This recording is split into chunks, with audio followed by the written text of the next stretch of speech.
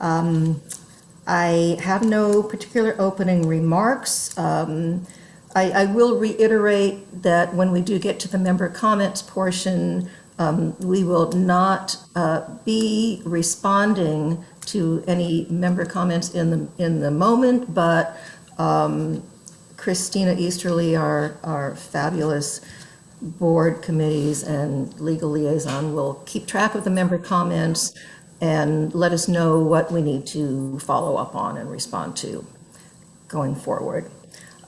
So with that, I would like a motion to approve tonight's work session agenda. So moved. Is there a second? Tim? Second. All those in favor? Anybody opposed? Okay, motion carries. All right, do we have member comments, Christina? Nobody has signed up, but I am seeing a hand from Dave Kerr. Okay.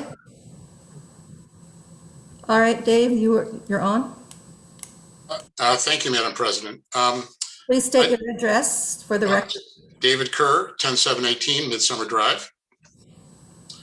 I just want to express a concern about item F tonight. I think it was item F that I saw on the agenda, talking about assessment ranges.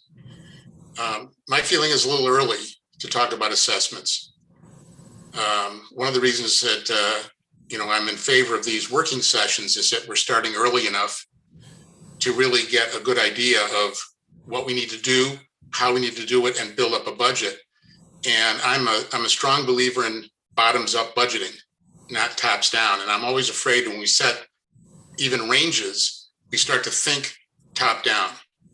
So hopefully it'll come up more maybe during the first part of this meeting. But I would like to just express my concerns about trying to set a range tonight. I think it's a little early. Okay, thank you, Dave. Any other member comments? All right, if there are none, then we're going to move on to the body of this agenda, discussing the core budget goals. The way I would like this to proceed is to start with the presentation from Directors Petrine and Chuck, sorry, Jennifer, and Fiscal Committee Chair Dave Kerr, and that will be followed by Tom Deal's presentation, overview of RA budget components related to our governing documents and other components. So with that, I don't know if Director Petrine is on yet, but Jennifer and Dave, since this was a presentation that you created, I'm going to turn things over to you right now.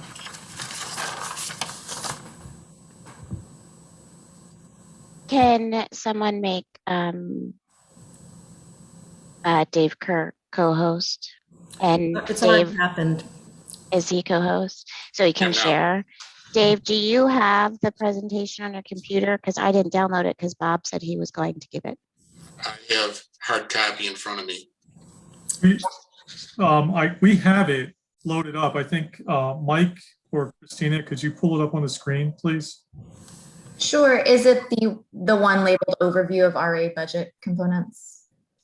No, this was the. It's Rescue Association Budget Work Session, June. I just brought, That's there it. you go, you have it Here it now. is.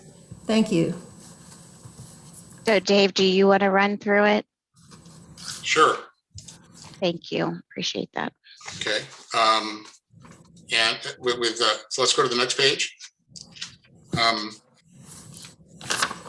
I apologize, John, ahead of time. I think Bob may have talked to you about adding your slide to this. But when we were talking about the meeting tonight, your slide, I think, fit in with what we want to talk about quite closely. And that is that, we look at benefits and we think of benefits really as programs and services. That's what we provide. Okay. And we need to know those first. We need to understand them, know them. What are we going to do? What aren't we going to do? And then we've got to attribute the cost to those things. What's it going to cost us to do it? How many people? What kind of investments? And once you have those two pieces, you can then determine a value, which I will argue a value is an assessment fee. That's what members are going to see as a value, is how much do I have to pay for what I'm getting. So I think that, I mean, the reason that Bob put this in here, I think, is that this kind of idea of posing the framework will tie into some of the things that we want to say in our following pages. So now, John, I don't know if you want to talk to that more.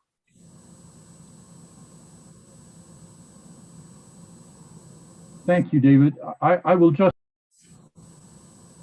over the past 3 or 4 years, because of discussions we had at the board during the board's consideration of the budget, usually in the late fall, where the goal of budgeting was sometimes presented as reducing costs to members. And some others advocated increasing benefits. And this affirms that what we're at in budgeting is value, which is the ratio of benefits over costs. It's neither maximizing values absolutely nor absolutely revising costs. And I found the board many a fall distracted by one or both of those claims. And so to focus it on value was the purpose of this. And I articulate what I consider at least the key characteristics of benefits and the key characteristics of costs. So I'll leave it at that, and you guys take the helm, but it's focusing on value. Okay, thanks, John. And again, I think that lines up with what we want to talk about, because we don't want that discussion in late October, early November that says, what do I have to add? What do I have to strip out? If we can build what we need to do now, then understand the cost, it'll make our exercises, I think, in October and November pretty simple. I would like to think anyway. So let's go to the next page.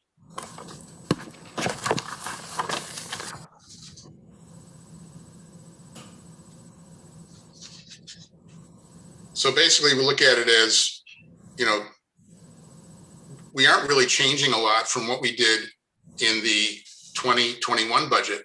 Okay, not a lot of things have changed. Our goals and objectives are the same. We aren't adding new programs and services this year. So, you know, we need to look at what we have and make sure that it fits our overall needs. We don't want to, as I think I'll kind of put words in John's mouth. We don't want to be talking about what we might need or don't need in October. We want to talk about it now, what we need and don't need, so we can build up a cost pattern for it. And we know we've got increases in operating costs. We know we've got increases in capital expenditures. So, you know, we may need to make trade-offs at some point. So understanding those two components sooner than later might help us make some of those trade-offs. Next slide, please. So these are the three things we want the board, okay, to kind of, you know, think about and establish before we actually put together the budget. I mean, one of the things that's in the budget is in the calendar this year is a first pass draft, I think, due in September. And we used to do one probably 2 months earlier than that. But the thinking here is if we can set the building blocks better before we start putting in numbers, we don't need anywhere near as many drafts, and we can establish a better budget. So next place, Peach. And by the way, if someone needs to jump in here, please. Everything that's being said here is subject to discussion.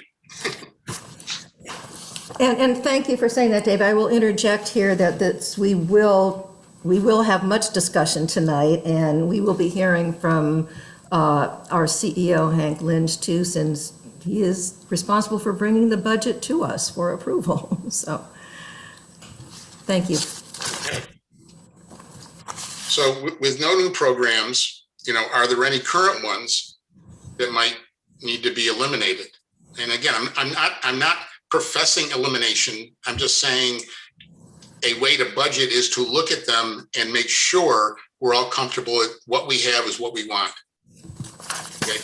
After we have that, then we can discuss staffing requirements. Because until you have that, you don't know the talent and the staff you need and what positions need to be either filled or unnecessary. And then the third item there is, we have to consolidate these projects. I mean, we have a lot of approved projects that aren't started yet. We're going to have another major set of projects due in 22 and 23. And it might be valuable to look at the entire list of projects and see if, are all those necessary? Should some be deferred? Should some be disapproved? Again, not advocating for anything, just saying that's a step in the process that'll help us get to our end goal much simpler if we have that discussion early on. Next slide. So we think that everything begins with confirming the programs and services. What are the benefits we want to give to the members? And if we can get that figured out this month and make sure we know what we want to do and what we don't need to do, okay,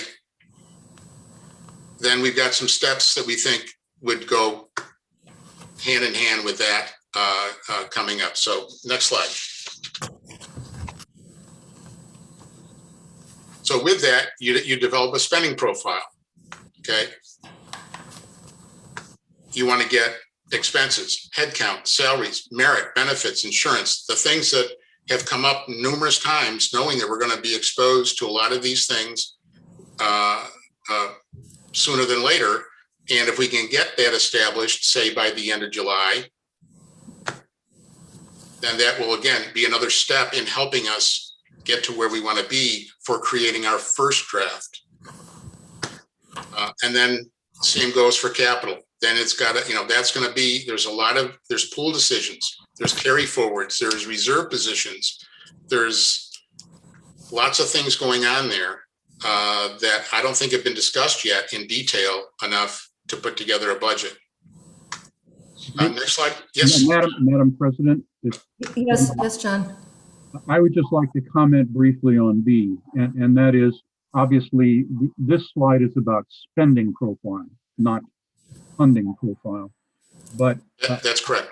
But I just want to make sure, because I want to make sure to register my keen interest in having a thorough discussion about the possibility of financing capital and not just paying pay go. I know that this has been discussed, and either I was not at those meetings, sometimes by my own choice not to be there for some of the fiscal committee, but I really do want to look at the option of financing, not all, certainly not all and not most, but some of the capital stuff.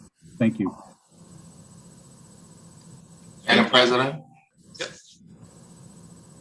I would just like to join Director Mooney in that expression of interest. Thank you. And John and Tim, I just want to say that Fiscal Committee agrees completely to have that discussion. Okay, we had a discussion before we put together the recommendation we wanted to make. Okay, at our last meeting. Okay, and it was a lengthy discussion.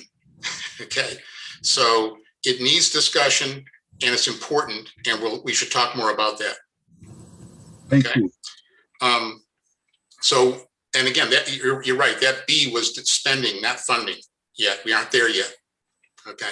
So once spending is established, then we need to decide what programs and services revenue we can deliver. Because long before we talk about an assessment rate, we ought to know what our non-assessment revenue is. Because the better that is, the less our assessment's going to be. We don't know what that is yet. And until we do a nice bottoms up look at what things are going to cost and what programs we're going to deliver, we won't know that. So if we can have that, and we might have that long before the end of August, I'm just saying as a kind of a placeholder, if we had that by the end of August, it might be, it'll be timing wise, work into our calendar. Next slide, please.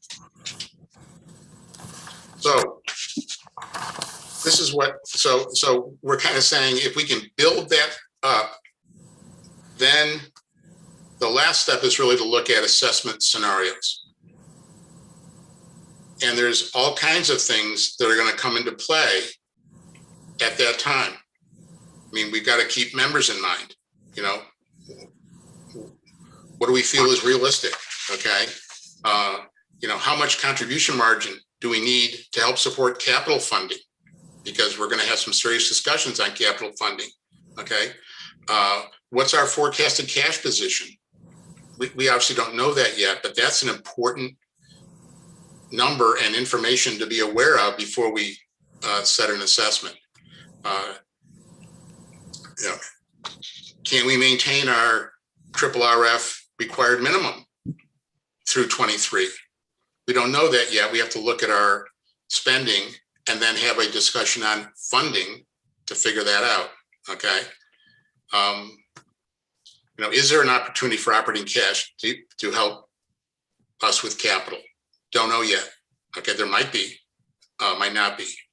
And certainly, you know, what can we expect as just one start at the discussion of funding? What can we expect from our bank on a short-term secured loan? I think we can know that now. I mean, I think we could have that discussion and know exactly, I say exactly, I mean, things change daily in that world, but we certainly can know the ballpark it's sitting at. And this is, I'll just briefly say, John, this is one of the discussions we had in the fiscal meeting on long-term versus short-term borrowing. Okay. There may be some really good reasons to do short-term borrowing. Okay. If a bank wants to give me 2.5%, I may want to borrow to do some of my funding and not dip into my investment accounts that are making me 4 and 5%. So this is where we think the assessment discussion belongs, kind of at the end of the process. And by the way, by the end, we're talking about that's going to be starting in September with our first draft. Next slide, please. So here's the kind of the overall timeline.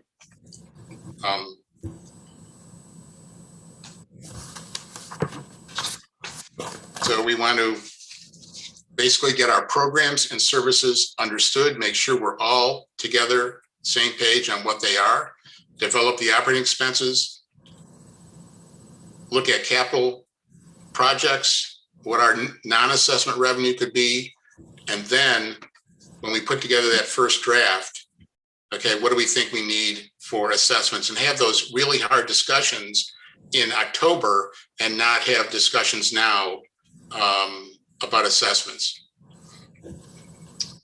Next slide, please. And this is just, you know, this is kind of my typical wrap up. Okay. I mean, I'm concerned about doing what I think of as tops down budgeting. You know, let's think about what revenue could be and then see how much we can afford to spend. As opposed to, I think, a better approach, what do we need to deliver? What's it going to cost? And I don't mean cutting costs. What does it cost to deliver? Okay.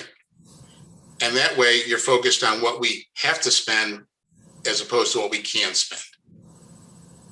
So those are some of the things that, you know, we've put together. And Jennifer, you may want to jump in on some of those things if I've gone quickly through this. No, I think that you did a really good job. Thank you, Dave. Jumping in. Director Petrine has joined us also if he has anything to add. I apologize for being late. I thought we had set the meeting back a half hour so I was on the DRB call. So, Yeah, I think that we were talking about the work session next week. very good. Okay, I apologize. No, I think this hits what the three of us hope to accomplish this evening, is to basically formulate an approach so that we can encourage member participation, and that as we step through in what, in a structured way, that we will deal with the biggest issues, and that out of that will come, as Dave said, what the appropriate assessment rate will be, as opposed to setting an assessment rate and then, what can we afford to do with that? So I'll stop there. Yes, John. I'd just like to make a distinction.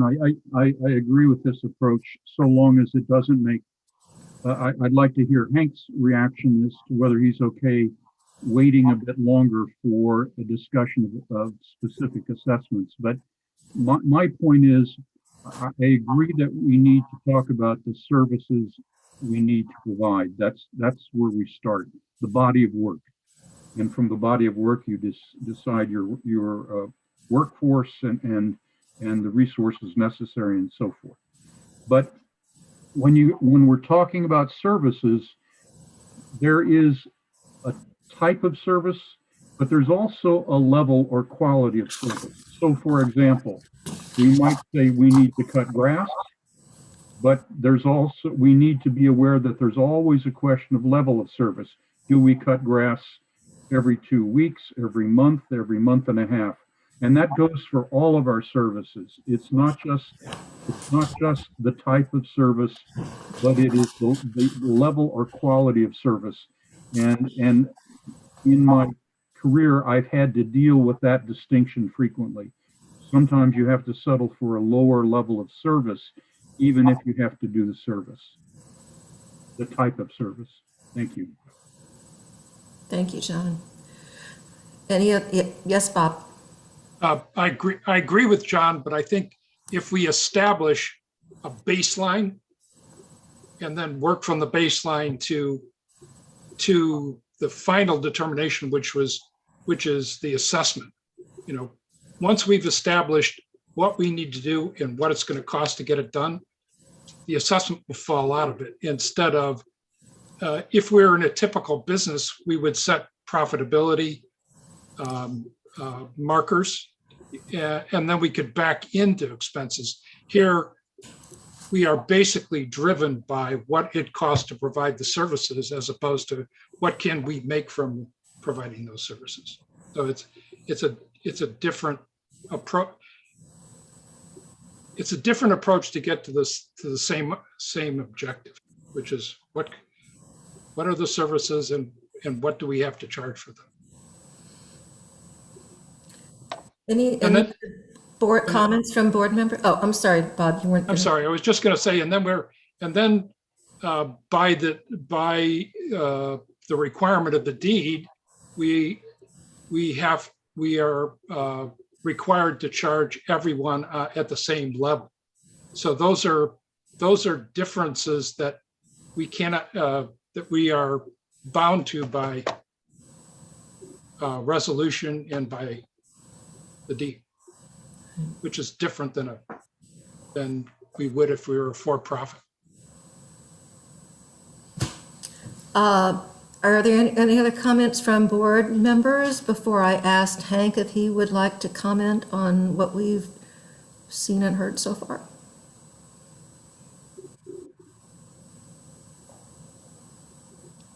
Hank, would you like to comment on? Sure, I can comment. This is a typical kind of zero-based budgeting approach that I'm used to doing. My experience since coming to Reston is that it's always been a question of what the assessment was going to be. So we weren't looking for to set an assessment tonight, we were looking to set a range. And when Tom gets to his slides, you'll see kind of how about 7 or 8 years ago, it really went down this path of staff and defining how the budget was going to be by saying, this is what we're willing to accept. We cut the assessments or not. The only downside or the only challenge with what's being put forth here is the criteria that we're going to use to evaluate whether or not programs and services that we are doing, how do you determine whether or not those are ones we're going to keep doing? Calendar right now says we're going to do that by the end of June. Essentially means we have about, and I'm assuming that we're all going to agree that, our services, our, services, our member services, basically, I think we're all going to agree that all our services and programs that we're currently doing people are going to want them continued. They're going to want swimming pools. They're going to want tennis courts. Members are going to want summer camps so that they have a place for the children to go. We're going to want the nature center up and running and all of that. So I suspect that we can do this in the next, at least staff can do this in the next 2 to 3 weeks. We certainly can establish the staffing requirements necessarily to do that. I don't know if that's what I was hearing you all sharing, though. You're saying that we need to go through a process by the end of June to determine exactly what the services and programs we're going to offer or not offer, what we're supposed to offer. Then I don't know if you can do that in 2 to 3 weeks. But I am used to running budgets this way, and as I said, it wasn't until coming to Reston that it really seemed the emphasis was first and foremost minimize the increase in investments. The other component of this is that if we do determine that we need to find a new way to generate non-assessment revenue, which in the past has been really looked upon as, do we start another camp? And I would define as to generate really small sums of money. As opposed to, are there other opportunities that we could look to using our current amenities and our current assets, additional non-assessment revenue that could help balance out all of this? So not knowing what everyone's comfortable in the zone of where the assessment may end up until, say, October going into September, it doesn't really give us a whole lot of time to start thinking about, is there other non-assessment opportunities we could start pursuing as we start to put the budget together. So I'm not arguing against this process, but I am still stating that if there was some sort of range, some sort of that you could establish, it could allow us to start thinking about non-assessment opportunities that we currently aren't even envisioning or will need time to study. So, but I'm used to a process the way you've outlined it. It's it makes a lot of sense. And we've done it many times before in other organizations I've led. So I'm in agreement. I'm just saying that the timeline is a little tight, and the criteria for determining what services and programs we're going to keep over the next 3 weeks, I don't know how you can get the entire community involved to do that if we're going to stay on that timeline. Thank you, Hank. Is Hank's audio breaking up for anyone besides me? Me as well. It is for me too. Yeah, you're going a little bit in and out, Hank. I don't know if there's a mic adjustment you can make, but I'll try to put on my headset and see if that helps. thank you. Does anybody have any? Yes, Dave, go ahead. A quick comment on Hank's thoughts, because I mean, one of the reasons this was designed the way it was we took the statement as no new programs and services as making that review of programs and services a lot easier, meaning there aren't any new ones coming along.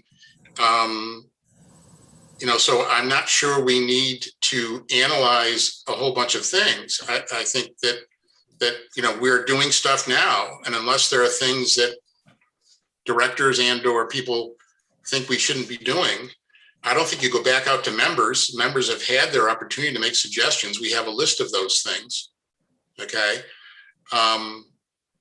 So, again, the thinking was that there wouldn't be any new programs and services that would make the style of bottoms up simpler. Well, if you can hear me, I'm in agreement with that. I don't think there's a lot that we're going to be changing it for 2022 and possibly going into 2023. We're essentially trying to get back to what was, quote unquote, lack of a better word, normal. Now that hopefully the pandemic is truly over and we're allowed to start our whole list of programming and services and bringing that back to normal, and offices functions are back to normal. But yes, I agree with you. I don't think there's a lot of evaluation necessary to go into our current programs and services. Certainly there's always a way to look for more efficiencies, and we can do that in the next couple of weeks. But if we're in agreement that that's where we're headed, then I can stay on this schedule that you've outlined and do it and stay right along with what you're suggesting. Makes a lot of sense. Yes, Bob. Two things. Number one, this is great. This is exactly what we hope to accomplish, is have a discussion about approach, first of all. And then secondly, I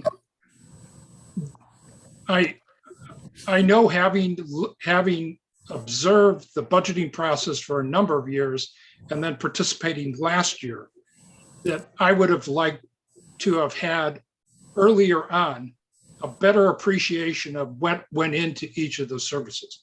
What were the revenues and what were the expenses? So you have a better idea throughout the term of the process of how the budget came together, as opposed to in October and November feeling under a great deal of pressure to approve whatever number we came up with, and that largely focused on what the assessment was. So if we go at this in what I think is a little bit more traditional zero-based budgeting approach, I think we will be better off. It will be more transparent to the members. It will be more informative to the board members. And I think we will be happier with the process. But that's my opinion. Any other comments or discussion on what we've seen and heard so far? Yes, Tim. Madam President? Yes. 99 times out of 100, I would enthusiastically embrace the approach that has been outlined, and I very much appreciate the work that went into it, and the expertise.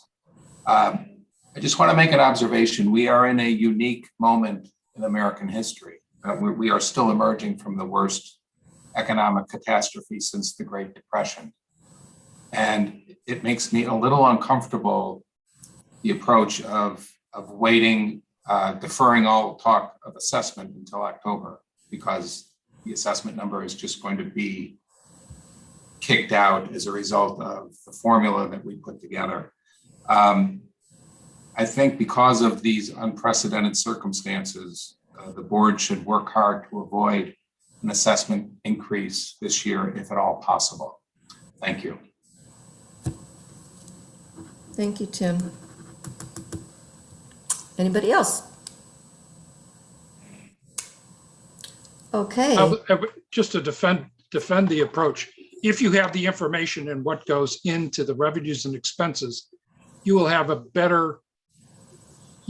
much better idea of given what you want to do and what it costs to produce those, a better idea of what you can afford to do. And if the objective is to keep the assessment, the more knowledge you have about the component pieces that make up the revenues and expenses, you can make a much more knowledgeable decision about what you either add or subtract in order to get to the result that you want. This is not an attempt to wait until the last minute to arrive at assessment number. The assessment will be pretty obvious as you lay out, particularly the expenses, and since most of our programs are recovering costs as opposed to making a profit on providing those services. For example, with the recreation passes, there is no correlation between the number of passes and the total revenue. It is a service fee that we charge to permit people to allow people to use the amenities. It is not an attempt to make a profit. So it is just to cover costs. So that I just want to make sure that we all understand this is going to provide a much more objective, visible way of approaching a budget, in my estimation.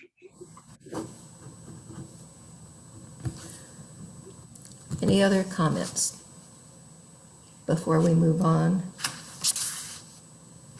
to our Director of Finance, Tom Deals, overview of RA budget components? Tom, are you here? This has been presented, Christina, okay, good, you have it. This has been presented in the work sessions since I've been on board. Basically, if you go to the next slide, Mike.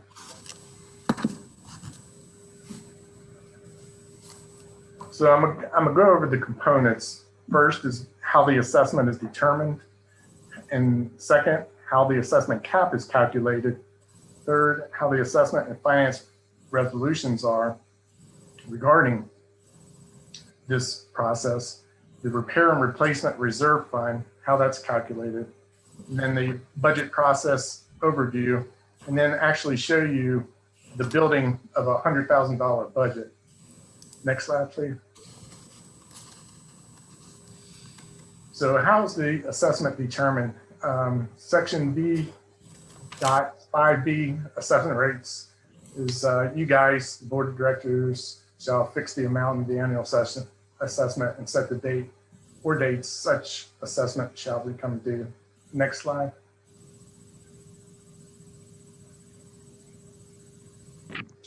So how is the assessment determined? Everybody hopefully is familiar with this. The basis for assessments is an equal amount for each apartment or lot. After filing proof of qualifications with the association, the owners of the lots or apartment units may be granted a assessment reduction, and there's three of them. One is a real estate tax reduction as qualified by Fairfax County. And then if your unit is subsidized by federal or state government. And lastly, if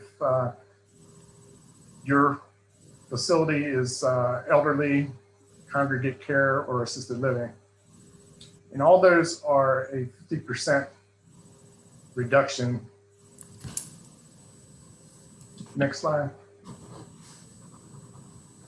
So how is the cap determined? Basically, there's two components to this.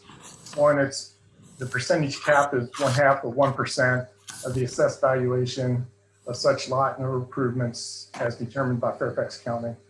And then the maximum dollar amount is $461 per lot, and that's automatically adjusted at the beginning of each fiscal year by the greater of 4.5% or the percentage change in the ECI, the Employment Cost Index. A real quick question on that. Sure. What is the base year?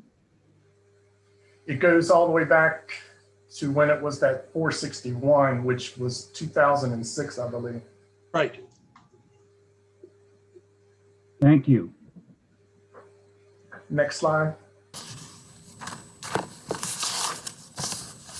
So as you can see here, the top line or the gold line, yellow line is what that cap, the assessment cap, would have been for every year from 2006 to 2021. The blue line or aqua line is what the rate has been through those years. And the red line is just a trend. If going back to 2006, had it followed that assessment cap, there's where we would be. Can I As you just, can see, the last 5 years, it's kind of tailed off of that trend. that's the point I wanted to make as well, Tom. When we talk about and chatted about, if you could just give us box us in on what you're comfortable with assessments, this is what we've been experiencing since it looks like 2014, essentially. We stopped tracking along and then started to have boards tell the organization, you need to cut the assessments or don't raise the assessments. And you can see that it's dropped off significantly along what would be the natural curve. And I would argue has also presented us with many challenges that we're currently faced with right now with our amenities and some of the deferred maintenance that we're trying to deal with.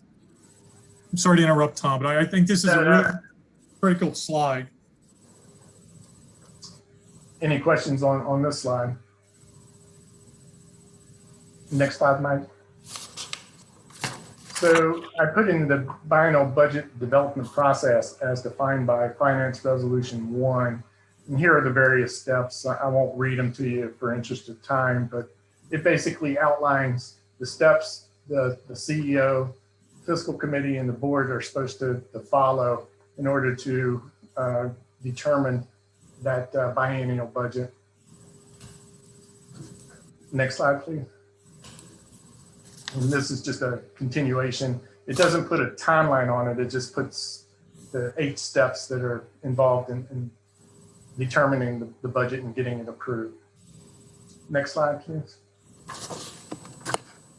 So in part of the funding request, the Repair and Replacement Reserve Fund, RRF, key points, the reserve study must be completed every 5 years to determine what capital reserves are required to basically repair, replace, restore the capital assets.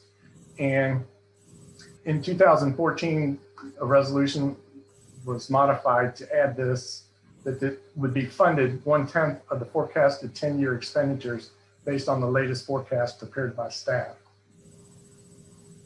Next slide, please. And then with the CARF, the Capital Asset Acquisition Reserve Fund, it's for new capital assets only, and it's segregated from the operating fund. No funds can be used from CARF for operating expenses unless the last item, the board allocates dollars for those purposes listed. Next slide, please. So basically, this is the flow chart of how the budget is then calculated. You have your assessment revenues, non-assessment revenues, and that equals your annual revenues. You got your operating funds, RRF and CARF, and then you have the operating expenses and capital expenses associated with RRF and CARF. Next slide. So the budget process, as far as what staff puts together, we go through the process of calculating operating expenses, and it kind of hits on what the guys before, Bob and Jennifer and Dave were talking about. We have to come up with the operating expenses that we're going to justify the non-assessment operating revenues. And that's the second piece then that's determined. The third thing we have to do then is estimate the capital expenses based on the reserve or staff's proposed capital projects list. The fourth item is to determine then how much hits the bottom line as far as revenues and expenses that can go to fund the RRF and the CARF. And the last item, or the fifth item, is then basically the plug that determines the assessment revenue to balance the whole equation, along with item 6, which is cash flow considerations. And I think, the presentation before me kind of approached on all this. And the same fashion as I'm proposed, I put together here. Any questions so far? So next slide, please. So building a $100,000 budget, I think this is the piece that needs to be explained, how that assessment rate actually gets determined. So in this example, we have $20,000 in non-assessment revenue, operating expense of $85K, and then a transfer of $15K to RRF. And that nets out to $80,000 in assessment revenue. Everybody following that so far? Yes. Okay, next slide.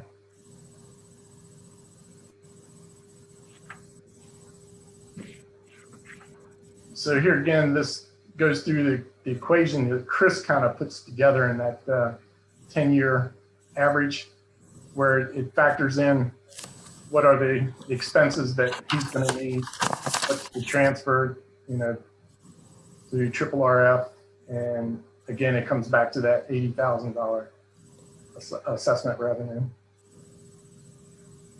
Any questions on this slide?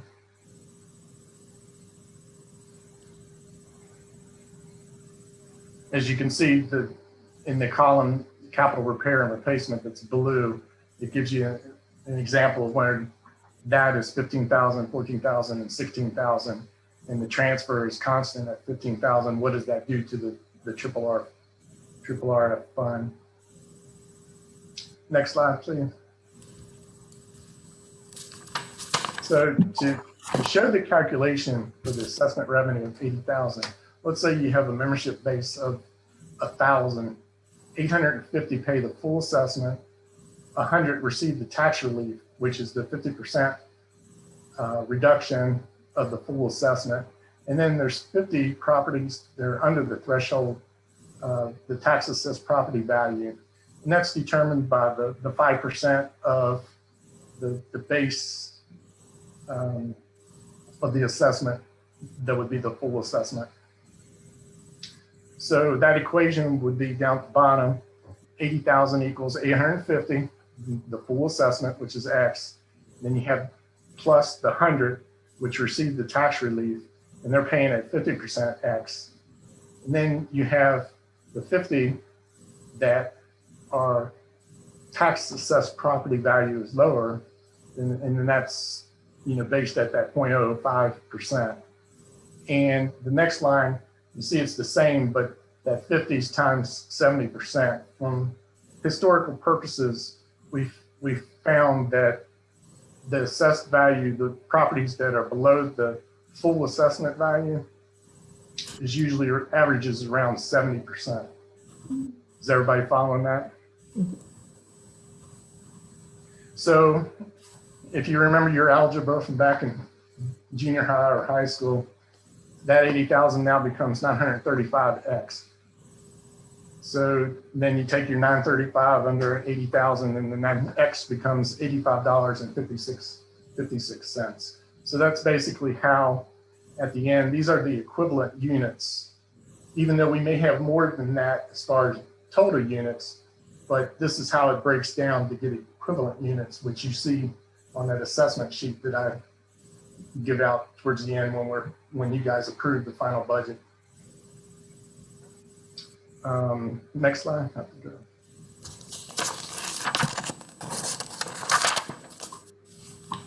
That's it, isn't it? Yep, that's it. That's it. Any questions on how this is determined?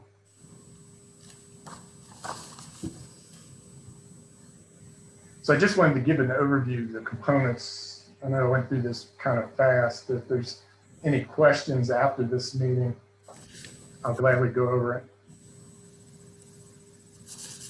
Jennifer, that was the presentation I was talking to you about last fiscal.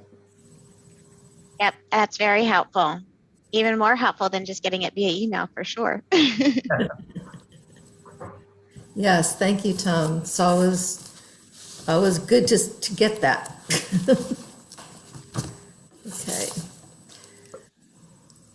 Can I ask a couple of quick questions, Tom? As regards the RRF, and CARF. Once money is put into those reserves, it stays in those reserves until it is spent, or the board decides that the particular expenses, the particular projects for which that money was allocated is no longer necessary, and then is reserved. It's returned to the operating fund. Is that correct? That is correct. I believe it's a 2/3 vote by the board that Right. can undo the encumbrance that previous boards have done. Is that, Tom, is that for both CARF and triple RF or just for triple RF? I'll have to look back at that. I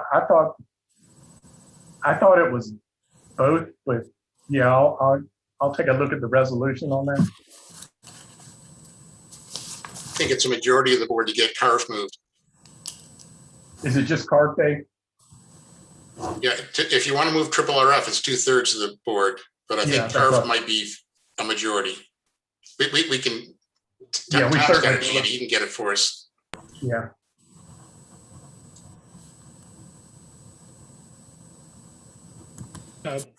The other question I had, Tom, was as it relates to the calculation of the minimum required reserve in any given year.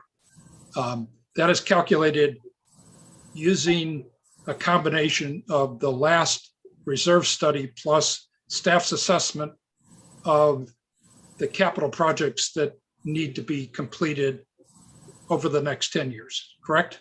That is correct. Okay.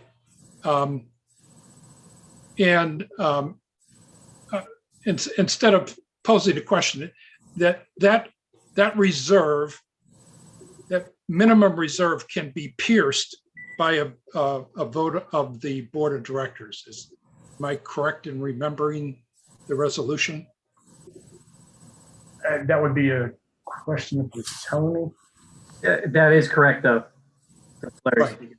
It's not that we've ever, I think it would probably be many years ago when that was even considered last. But the reason I bring it up is one of the concerns that has been expressed over the last couple of years is because of the age of our amenities, specifically the pools, because they are the most capital intensive assets that we have. We are now approaching kind of the major renovations of a large number of the pools, which is going to happen in the next 3 to 7 years, the vast majority of them. And I just want to kind of keep in the back of our mind, should we look at this as a permanent change, which I don't believe it is, or is this a temporary fix? Because we don't have to repeatedly renovate these pools. They've lasted this long. If they get renovated, they will last 10, 15, 20, maybe 30 years again. So we need to keep that in mind as we go forward and project what we need to be in triple RF and CARF as we go over the next 5 years or so. Aaron, yes. If I could follow on with that. Since the minimum balance of the triple RF is based on an average over the next 10 years, we would expect 5 of those years for spending to be below that and 5 of the years for spending to be over that. So we should pierce that every other year, right?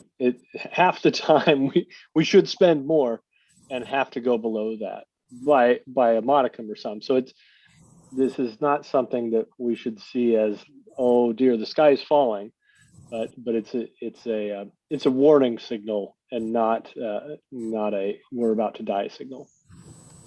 So it doesn't give me too much discomfort, unless I'm thinking about it wrong. Yes, Dave? You're absolutely right, Aaron. There are 5 above and 5 below. The problem we're faced now, the 5 above are the next 5. Yeah. So our funding model, which was originally based on kind of an up and to the right spending model, is not working, and we're underfunding our capital right now because of that upfront need that we have for pools. Okay. So yeah, so that's something that I think we can identify and point out, but our happy scenario resolution may not exactly solve this one. Sorry, more on that same topic? Yep. I was going to switch. Go ahead. So my second thing is I wanted to go back to that that diagram, Tom, that you had that showed what the maximum dollar amount of the assessment is. The assessment cap? Yeah, the assessment cap, and ask about that line there. It looked really smooth to me. Do you happen to know how many of those increments were done using the employment cost index, and how many of those increments were done using the 4.5% that's in the deed? The 4.5 had been the greater of the two all those years. Okay. Every year, okay. Every year, I would the love ECI to has see. been 3% or around there. Okay. All those years. That I would like to see that line as well, maybe as a green or a different color orange, just so I can compare, because that one, in my mind, would track the economy a little bit better. And if the cap based on that ECI eased over like the blue line did, it would comfort me a little bit. If it didn't, if it carried on trending very similar to the yellow, then I would. That's a piece of data that's missing from my judgment on whether I should be nervous of the slope change, because I don't know if the economy did it or not. Yeah, I can get that right out to you. Awesome, I'd really appreciate that. That's a really good point, Aaron. The ECI goes up about 2% a year, doesn't it? 2 to 3% from 2006 to current. Yeah. Okay. I don't know, Bob, is this an appropriate time to discuss the RRF recommendations? If you want to do that tonight, we had talked about that being a possibility last night. If you give me a second, let me pull up my cheat sheet so I can speak to it. Yes, Jennifer? I guess I would like to discuss as a board, is ECI is ECI what we should be using? Are we all comfortable with ECI being the item? And then I just was quickly doing a calculation myself to see, what that trend line was from 2000. It's a 16-year range that's on the slide that Tom was showing us, and I just wanted to kind of see what was the average, and I came up with a 4% increase on average. I think it was 4.04. And then I actually went and looked up what inflation was versus ECI, which we could probably use either one, but inflation looked to be like 2.145% over the last 2 decades. I didn't bother to do 2006 and forward. So I think that is good data that we're asking for.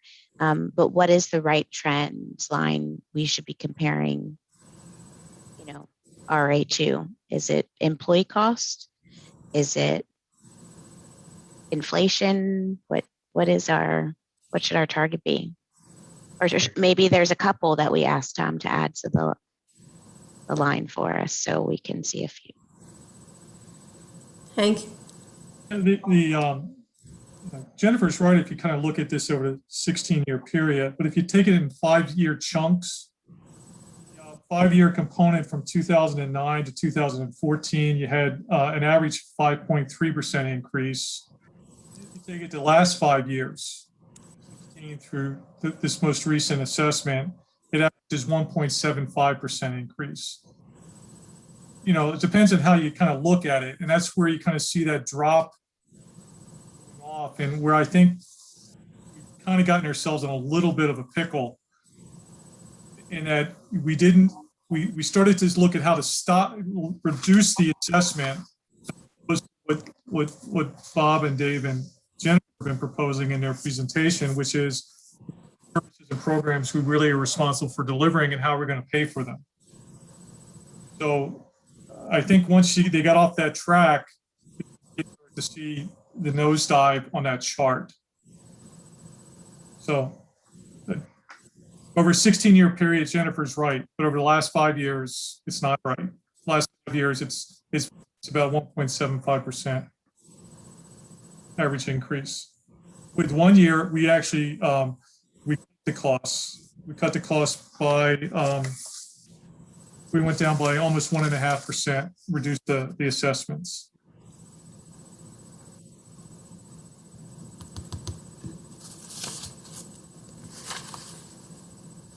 Okay. Okay. Yeah. Do you want to get into the fiscal committees? Well, do you feel that now is an appropriate time to do that? I think unless there are other questions that people have about the budget process, which Tom has just gone over, or any questions or comments, observations, discussion points that anybody wants to make about this year's coming budget, I'd be happy to entertain that.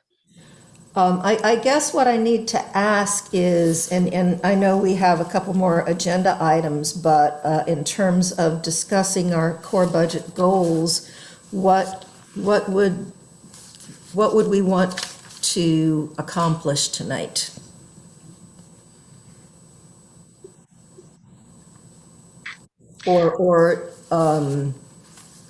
Yeah, well, I'll leave it at that. I would like to accomplish, I mean, I love talking about triple RF and CARF.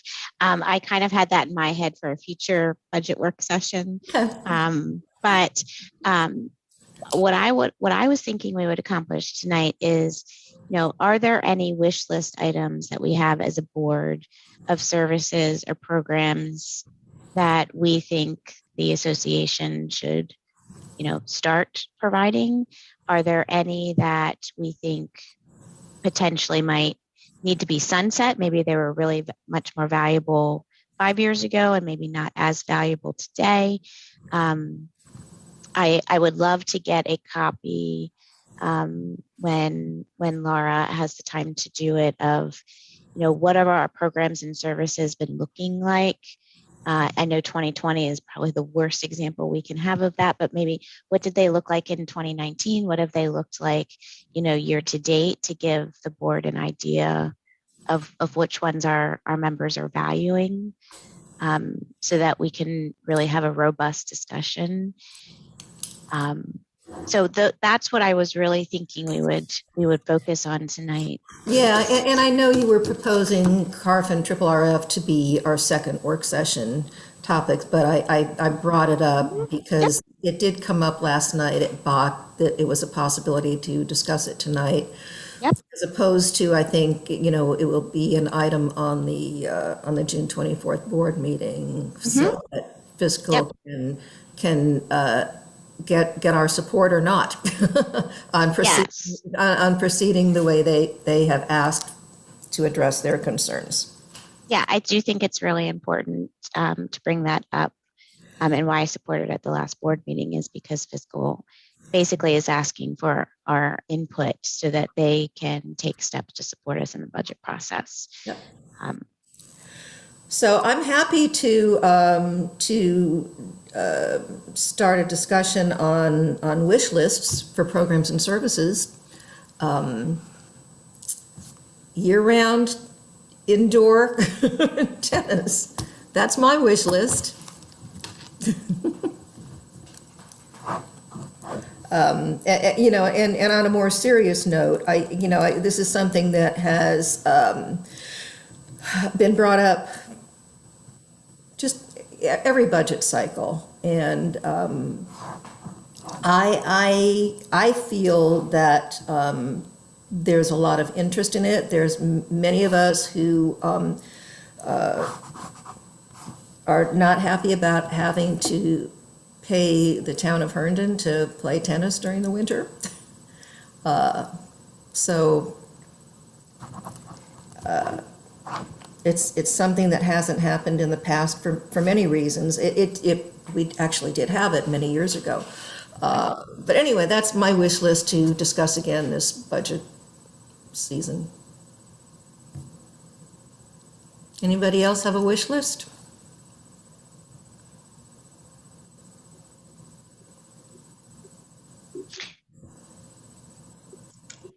Can I take from that we are at a good place with our programs and services as they currently exist? There is, Yep. go ahead. Yes, Hank? Am I allowed to add a wish list? Sure. Absolutely. You are.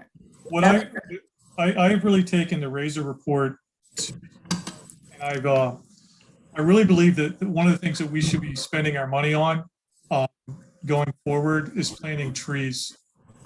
I really believe that we should set aside a segment of our budget. Sucking up to Jim Dowling now. And on an annual basis, we should be planting trees that are going to be make up the majority of our woodlands 40 and 50 years from now. The time to plant a tree, one of my mentors once told me, was 20 years ago. So I think the time to start is now, and I think it needs to be part of our annual budget and our annual plans. Thank you. Anybody else? I don't know what budgetary impact it might have, but we have 4 joules of lakes that, because of increased summer temperatures, seem to be in trouble periodically over the last couple of years, and even though I neither have a boat or a canoe or a kayak and don't swim in the lakes, they are a piece of Reston that I wouldn't want to give up, and I wouldn't want those to be degraded in any way. So I know we put additional funds in the 2021 budget to remediate the algae.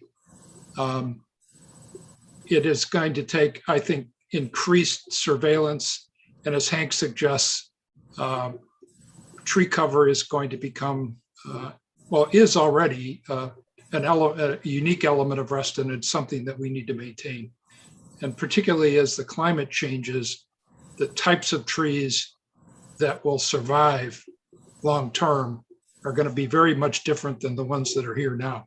You can see as you go around Reston that there are enormous numbers of trees that are in distress. I've got a couple on my property that in the next couple of years we're going to have to do something with, and it's just representative of a mature forest. They need to be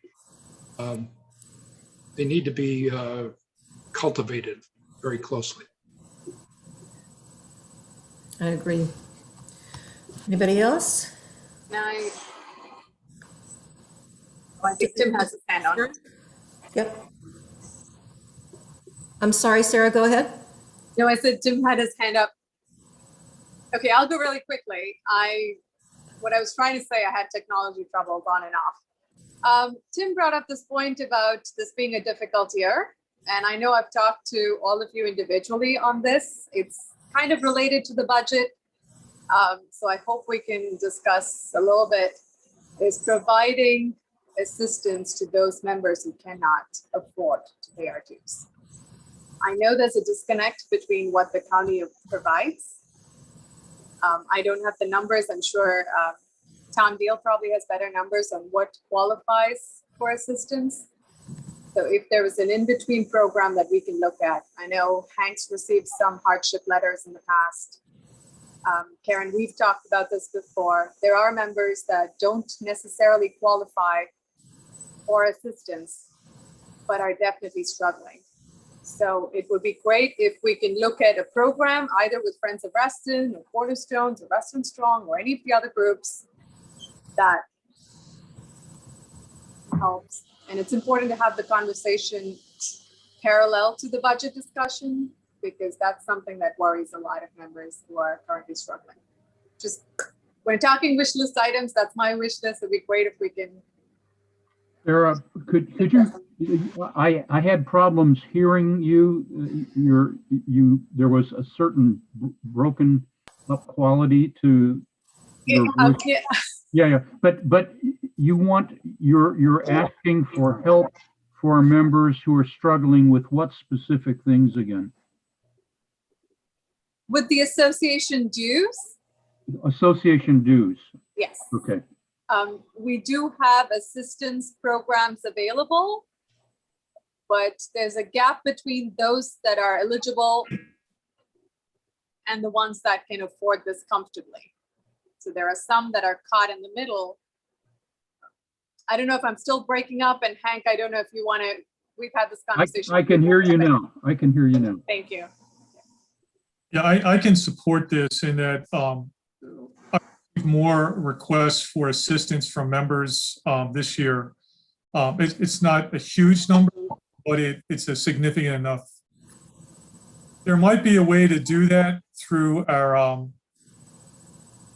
through other agencies. There might be a way to do that through our nonprofit arm, Friends of Reston, which we're going to try and bring that up as a subject matter with that group in the next meeting.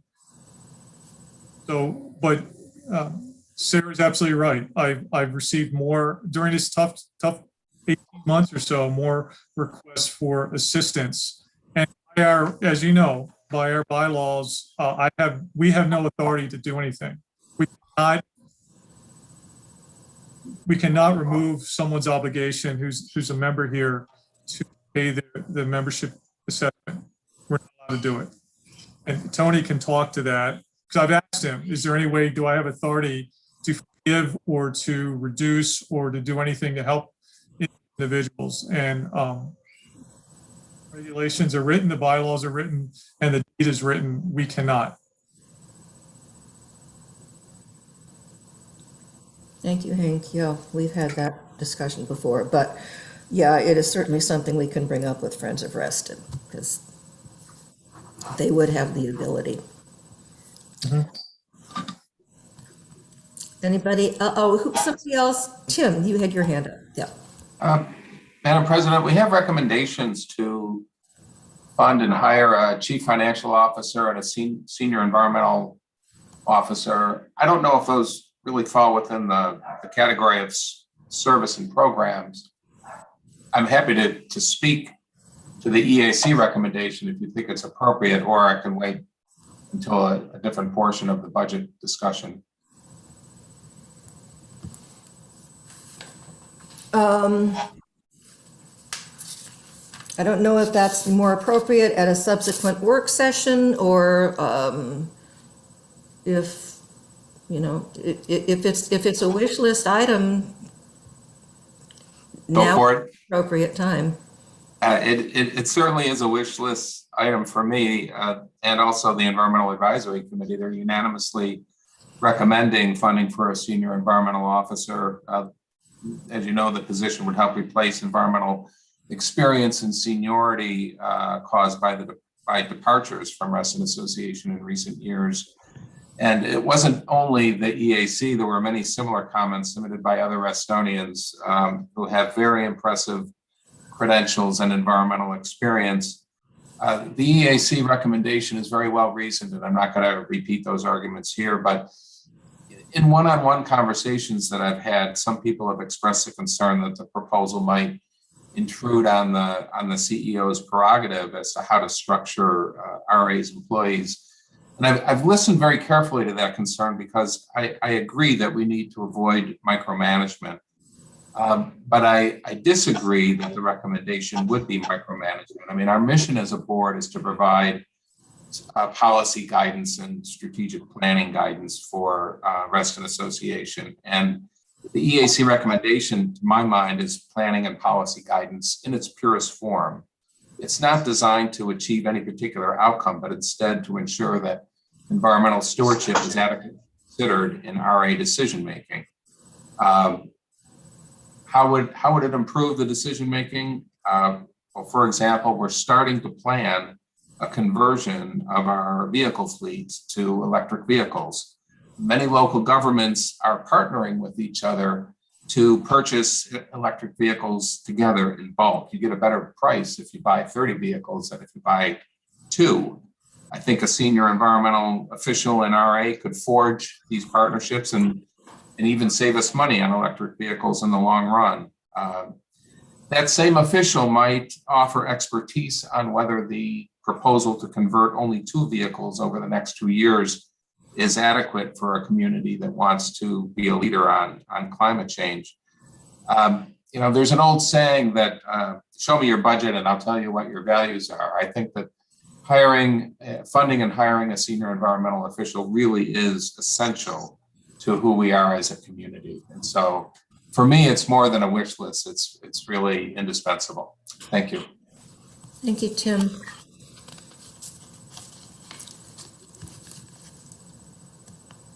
Anybody else? Yes, I think Jennifer and John, your hands went up at the same time, so I'll let you. Go ahead, John. Mike, Can you put me in line, please? Oh, yes. Dr. Collins had his hand up Got it. virtually. Sorry, guys. Oh, Sorry. okay. Sorry, guys. I can't do video tonight. Sorry about that. Good to see everybody, though. Go ahead. Go ahead, Mike. You go first. Thank you. Thank you. Got it. I had 3 things. One on wish list. I would like to see what's the word? Whether there are opportunities for us to expand our pathways. I'm wondering if there are, little sections out there that we've never completed for budget reasons.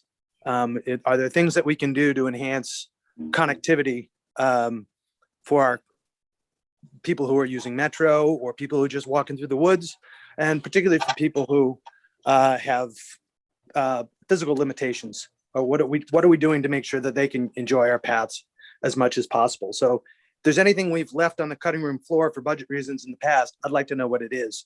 What's our money is no object budget for doing everything we want to do on paths?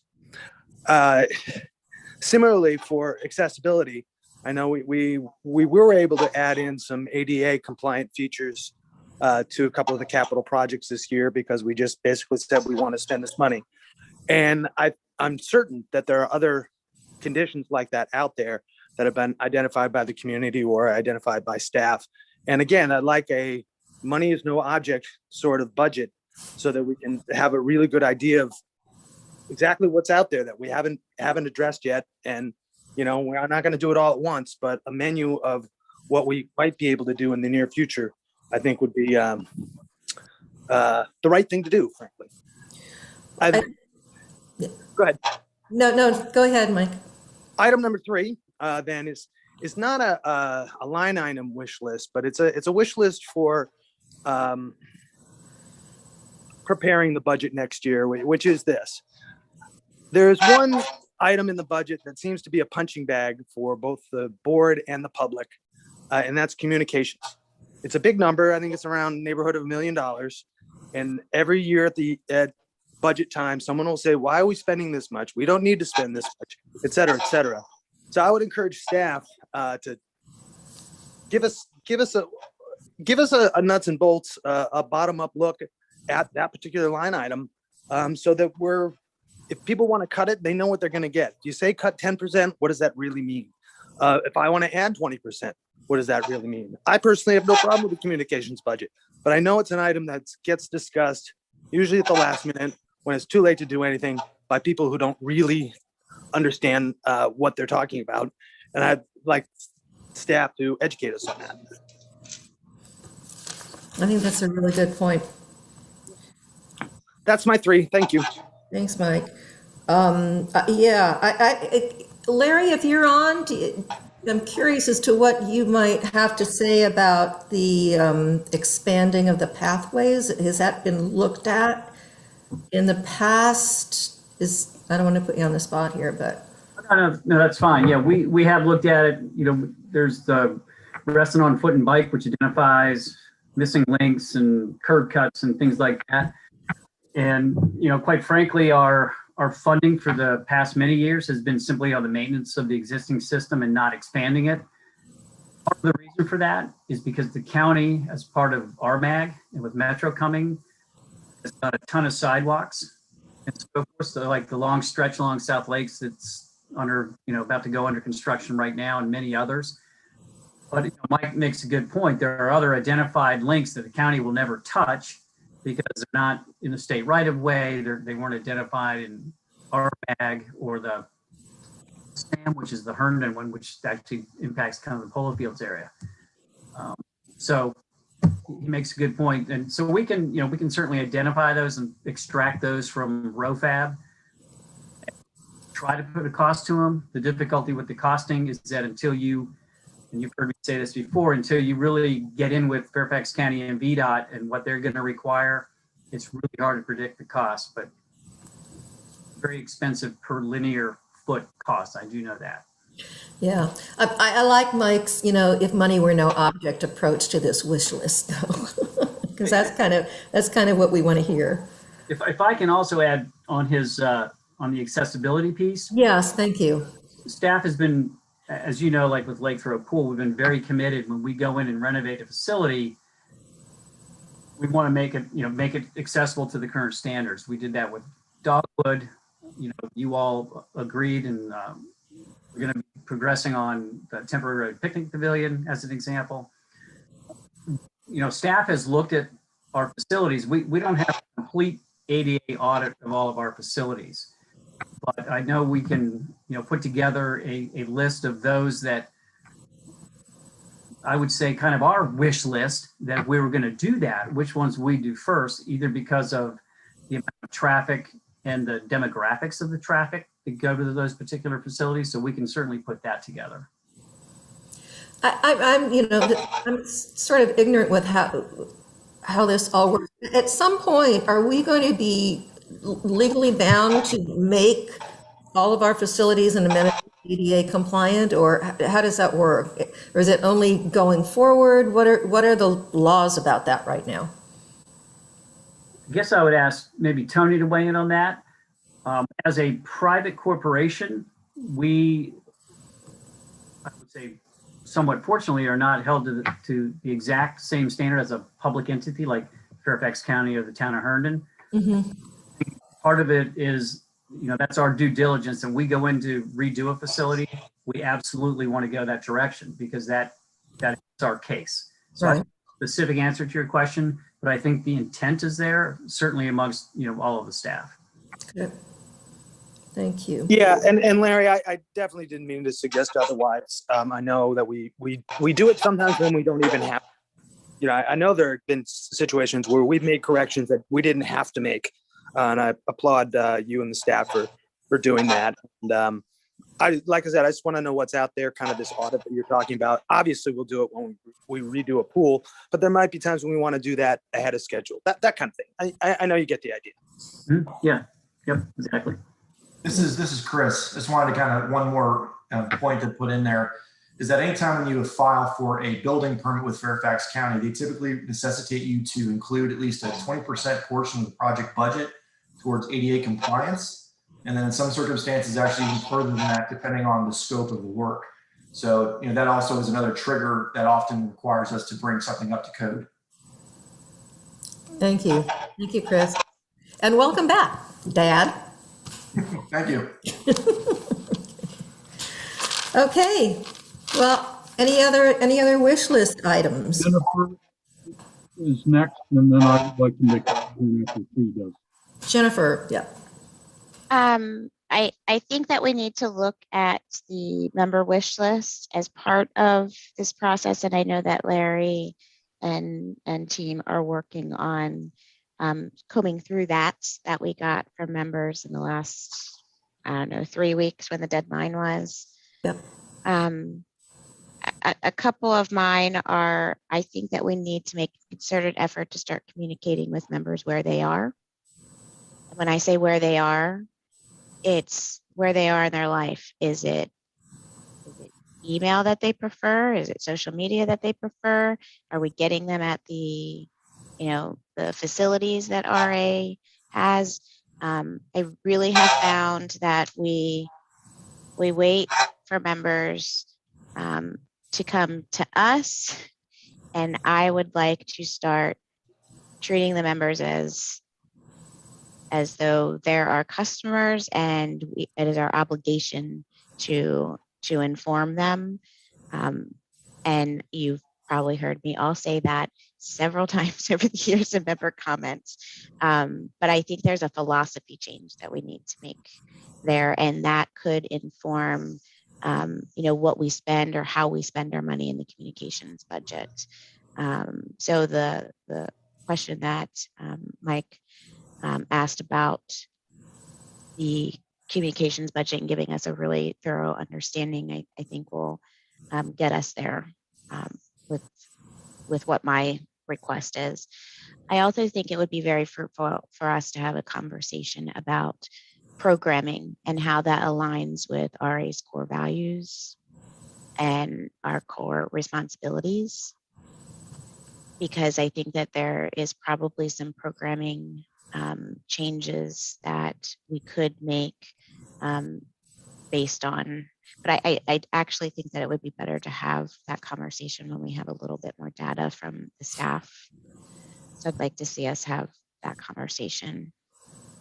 I was excited to see that Friends of Reston was on the next board meeting agenda, because I think it's really important for us as a board to understand the resources that we provide to Friends of Reston, what those resources are and how they're used, and what their goals are, so that we could incorporate that into our goals. I would love to also see the association use interns or take some type of approach to community education from a staffing standpoint. I think that there are definitely some resources that we could feel good about providing a service to our members, and also a service to students by going out to local universities and finding ones that might be majoring in environmental education and helping us with our environmental needs or our goals. I think the same thing in the land use area. I think that the land use area is we used to have a position for that, but I think that, there are people that major in that, and we might be able to, get students credit for things that they need through their schooling, but also have a value for the membership. Obviously, there's a lot of evening meetings around Reston, and I'm sure that, could send an intern to kind of watch the meeting and report back to staff, so that our full-time staff aren't always having to go to after-hours meeting, but they're still getting all of the really good information that's out in the community that we should know about as a board. And then I think that the rest of mine are probably, and it's because my background is in HR, I really think we need to have a serious conversation about our staffing and how much staffing should be what can we afford in our budget that is staffing related. But I agree with Dave and Bob. We really need to decide what are our essential items in order to then infer what our staffing needs are. And there was one more that I had, and I've now lost it. Sorry, if someone else has one, I bet I'm going.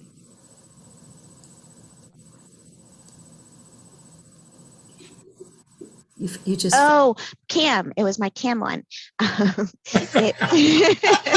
Sorry.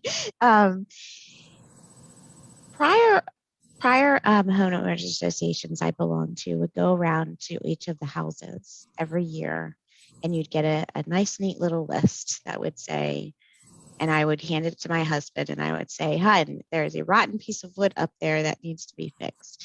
And I think that's a really valuable service, and part of what the core of this association was made for was to retain those home values.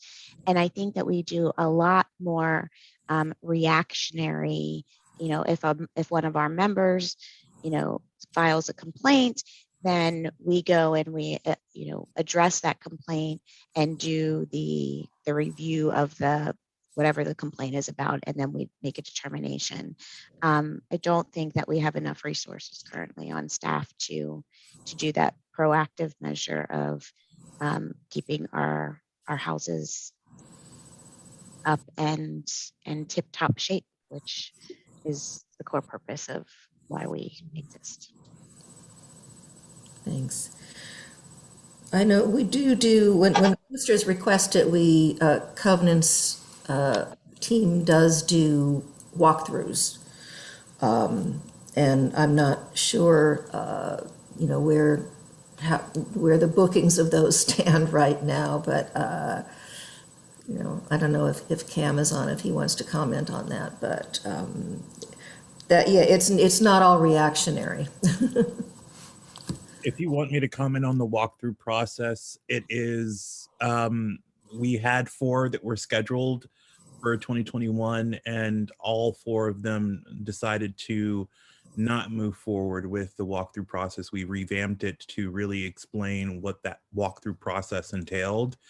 And lack of a better way to describe it, it's inviting staff to cite homeowners. And so a lot of cluster boards stray away from doing something like that because it's at request of the cluster board, not necessarily something that is well desired. And if you did a membership vote, I'm sure most members would not want us to inspect their houses. I don't disagree with you, Cam. But I really think that's the core reason why a homeowners association was created, was to make sure that we're all maintaining our property. But I completely agree that it would not be a popular thing. Yes, John. Are you finished, Jennifer? Actually, my first comment, which is a vigorous wish, is regarding communications, as Mike and Jennifer have spoken about. I think in order to maintain not just acceptance, but delight on the part of our members in being part of a covenant community, rather than seeing the covenanted part as a curse or a burden, I think we need to continue improving, find creative new ways of improving our communications to and inviting communications from our members. And again, following Jennifer on this, to me, I have thought for years that the key is working with the clusters. And I know Cam and Megan are trying to do it. I think anything we can do to support that, because it is in the clusters, I think, that covenant community becomes really concrete. And so I'll leave it at that, but that communications thing is really important. The second is really a wish list. And it occurred when we were doing our facilities tour with Larry several weeks ago. And as we stood near Brown's Chapel, he talked about a dream of an events barn. So Hank has been looking for non-assessment revenue, which we fully supported. But one of the things that strikes me as absolutely would be wonderful, and that Reston could take on, is our celebratory events with music, with art, with food, entertainment. And we get some of that in Reston Town Center North. We're due someday to get that at the Civic Plaza being planned as part of Reston Town Center North. But I think RA having an events barn might not be a bad idea. And we can't spend time on it in this budget cycle, but it is on my deep wish list. To me, that would really be exciting. And I think we have a lot of wonderful local culture and values to celebrate here. So thanks. Thank you, John. And I enthusiastically second that wish. I had the same reaction after, our visit to Brown's Chapel. And I'm going to add to that wish for an events barn and say, I think that's an ideal spot for a carousel. Which I think the community would really love. I think the nearest one is at Burke Lake Park. Anyway. Okay. The only, Jennifer, I wanted to comment on one of your wishes. I think we have to be careful that we are not overstepping our purpose in getting into staffing issues. Really, other than our CEO and general counsel, the staffing issues are up to our CEO. So I don't think we want to overstep our boundaries there. Okay. If we're done with wish lists, so Jennifer, next item on the agenda is executive session for personnel matters. You had requested that. Is that something that you are still desiring to have? I think that there's a piece of it that probably needs to be part of executive session, but I think that we generally need to talk about our budget in relation to staffing. But yes, I do think a part of it is executive session. Would you mind if we do some outside of executive session? Well, first? as long as it doesn't need to go into executive session. Yes, and maybe Tony can wave his hands at us if we need to. I'm really still trying to figure out what needs to be open and what is more appropriate closed.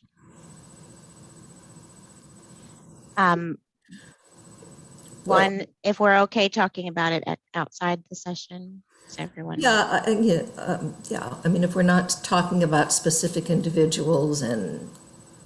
Yeah, no, I think from a high level budget standpoint, I think Dave Kerr has a really good spreadsheet that gives a historical look at our staffing in relation to our budget. That would be really helpful for the whole group to see, but also wanted to talk a little bit more. Hank introduced in his presentation last meeting some positions, the Archer report, benefit increases, and I think that it would probably be helpful to him if we gave him some guidance on how we felt about it, so he knew what to include in a first draft of the report and what not to.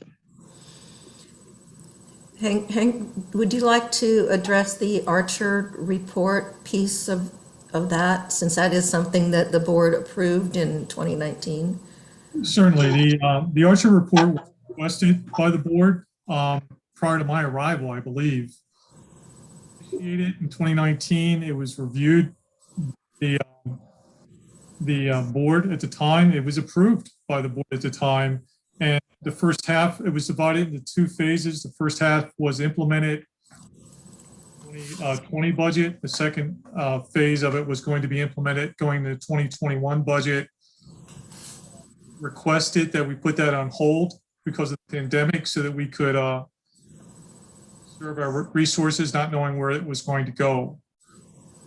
So consequently, now that is a fixed addition to the expense side going into 2022 or whatever budget we elect to put it in, but it's an approved addition. That report has, I think, been shared with anyone who's asked for it, and we will certainly share it with anybody who wants to see it. So that's the Archer report. And now that I think I did share some numbers associated with that. Essentially, what is going on? I'm sorry, the sun's in my eyes coming through the window, which is a beautiful thing. I like the sun, but it's guys. Essentially, there are 47 staff members that are below their minimum in their salary range, and that's the majority of what's going to take place, bringing them up to their minimum midpoint. And there's others that haven't reached their midpoint after 5 years, which is also part of the report the board agreed to, that, you know, if you have an employee who's been with us for 5 years, they should have advanced to the midpoint of a minimum of the midpoint of the salary range. So that's what the Archer report is about. And anybody who needs a copy, will gladly share the copy with you. And I see that Melissa's here. I was wondering if I could ask some questions about it. And she knows I've seen her public presentations before, so they're just follow-up questions to that. Any questions you might have, you certainly can put them in writing, and Melissa's the expert on it. She led the project, and Melissa can answer any specific questions you might have. If specific questions are, you know, what were the criteria that was put in place, who did they examine them against, and things like that, Melissa's the one that can answer those questions. Okay. I think these are a little bit more general because that study was done a few years ago. So I wanted to see, you know, have we examined the study from the perspective of today? You know, Melissa, have you updated what Archer gave to you to what today's comp levels are dictating in the market? What we basically did, Jennifer, is we aged the salary ranges since we, you know, obviously have not implemented them fully yet. So we did take that into account, and that's ECI based increase to the ranges.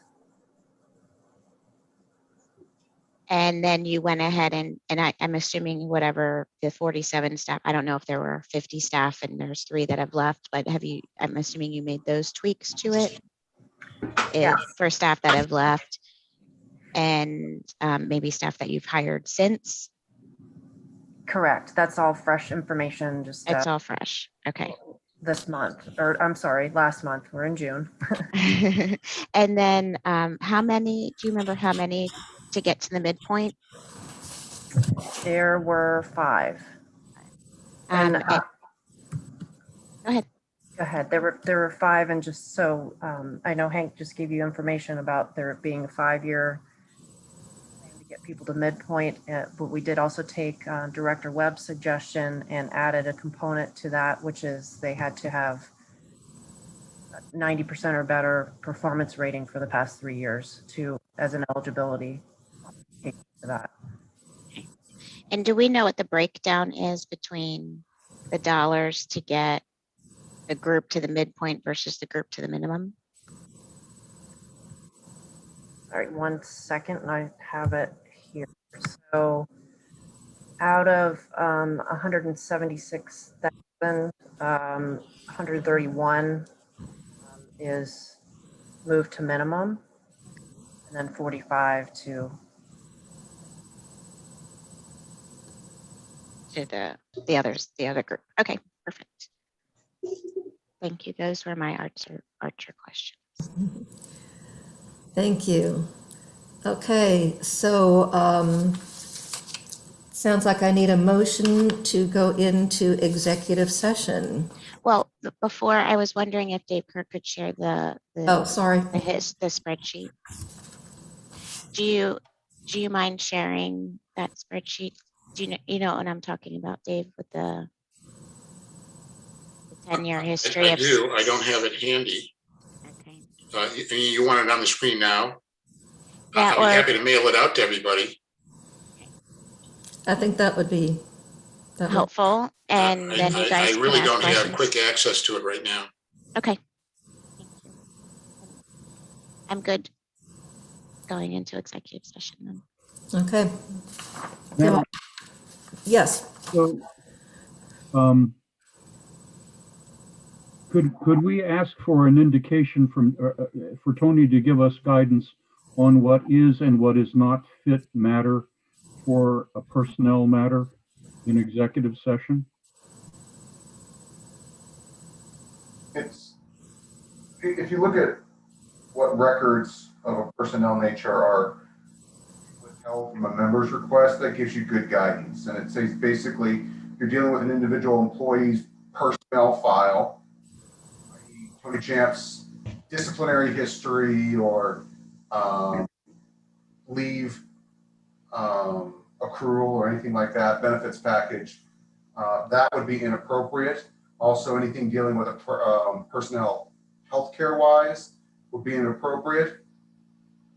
Specific salaries would not, I'm sorry. That would be appropriate for executive session.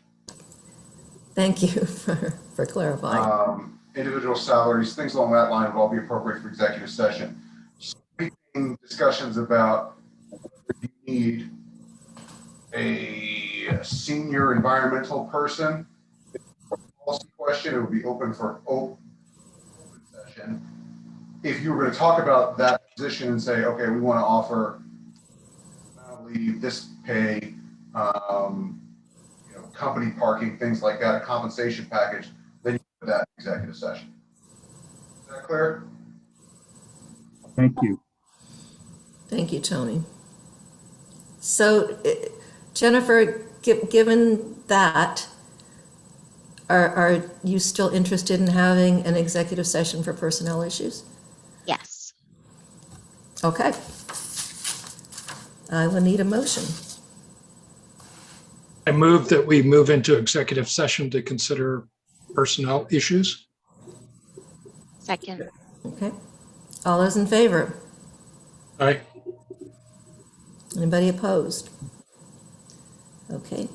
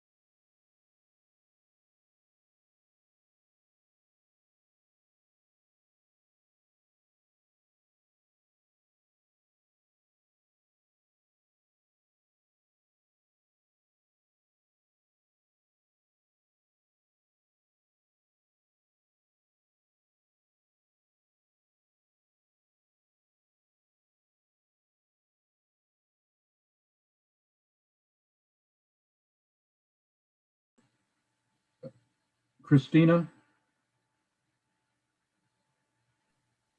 Christina? Yes. Yep. We, executive session was technologically ended before we were ready. Oh, should I open the room again? Okay. Yeah, thank you.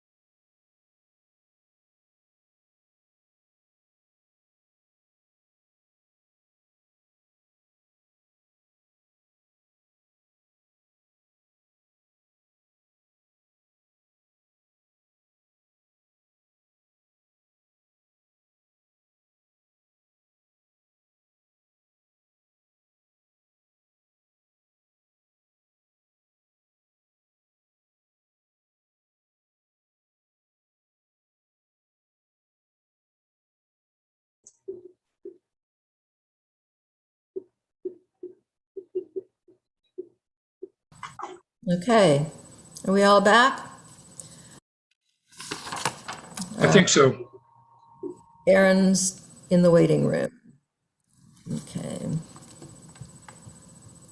I think we lost Mike Collins.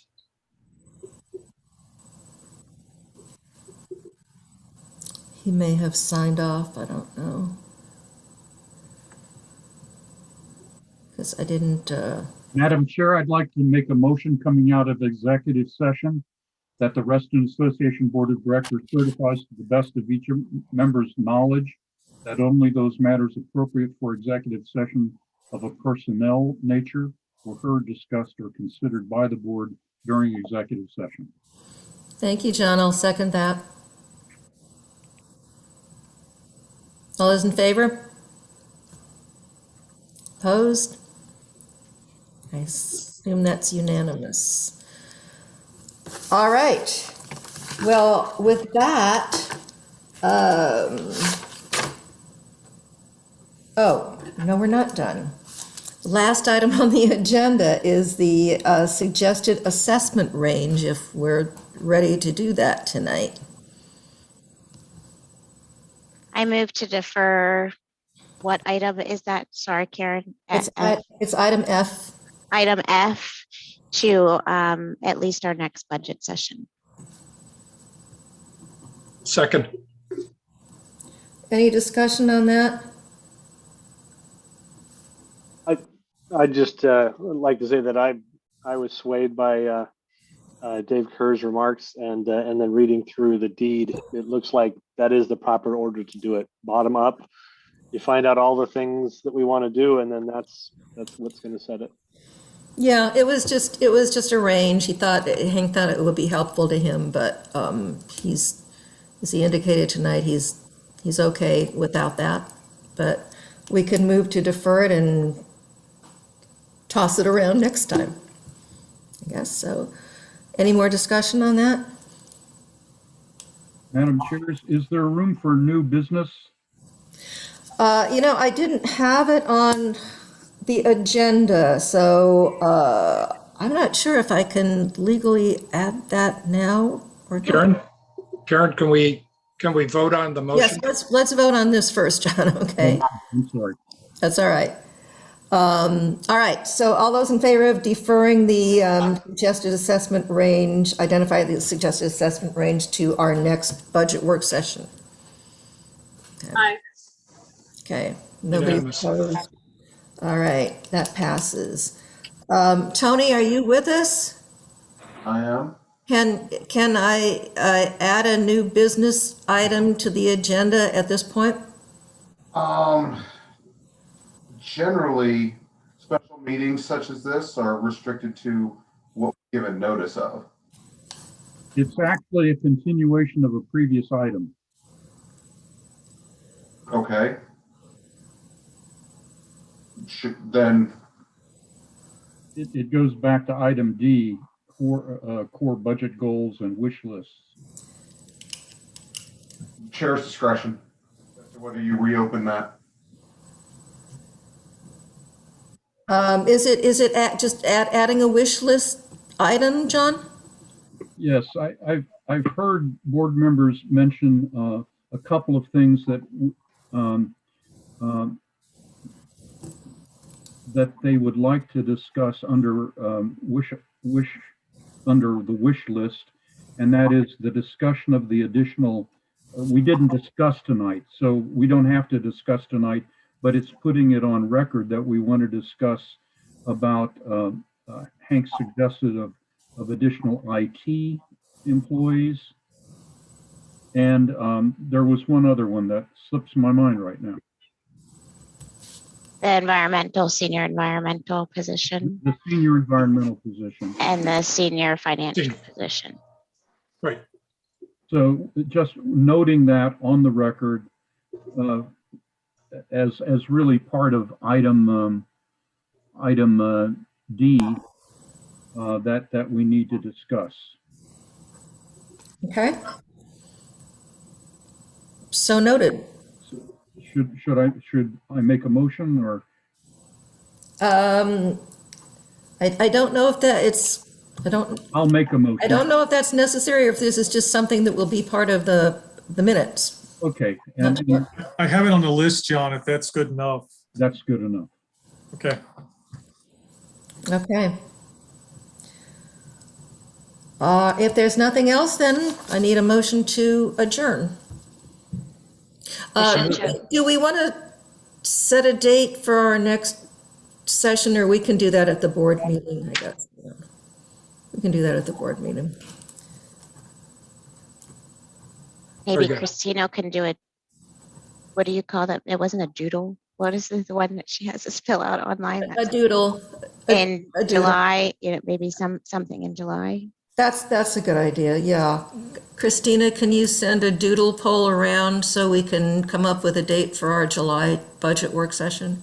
Sure, definitely. Thank you. Thank you. All right. Is there a motion to adjourn?